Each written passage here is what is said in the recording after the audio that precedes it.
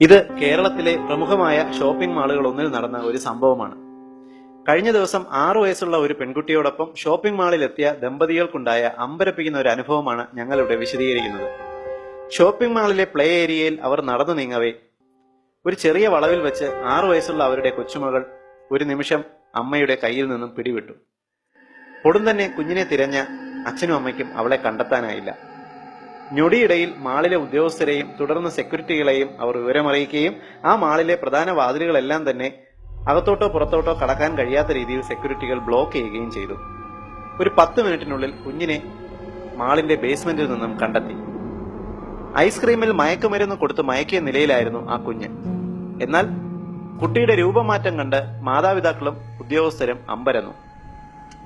തല മുട്ടയടിച്ച് ടീഷർട്ടും നിക്കറും ധരിപ്പിച്ച് കണ്ടാൽ കാണാതായ പെൺകുട്ടിയാണ് എന്ന് ഒരു കാരണവശാലും സംശയം പോലും തോന്നാത്ത നിലയിലായിരുന്നു ആ കുഞ്ഞ്. കാണാതായി വെറും 10 മിനിറ്റ് കൊണ്ട് കുഞ്ഞിന്റെ രൂപം പോലും അടിമുടി മാറ്റിയെടുക്കാൻ കഴിവുള്ള പ്രൊഫഷണൽ മാഫിയ സംഘം തന്നെ ഈ തട്ടിക്കൊണ്ടുപോകലിന് പുറകിലുണ്ടോ എന്ന് സംശയിക്കേണ്ടിയിരിക്കുന്നു.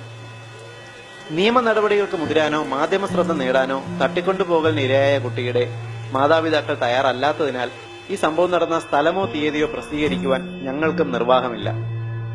എന്നാൽ ഈ സംഭവം നമുക്ക് തരുന്നത് ഒരു വലിയ മുന്നറിയിപ്പാണ്. നമ്മുടെ പിഞ്ചു കുഞ്ഞുങ്ങളെ ആരുടെയൊക്കെയോ കഴുകൻ കണ്ണുകൾ ആരും അറിയാതെ പിന്തുടരുന്നുണ്ട്. ഒരു നിമിഷത്തെ അശ്രദ്ധ മതി ഒരു വലിയ ദുരന്തമുണ്ടാകുവാൻ. സൂക്ഷിക്കുക.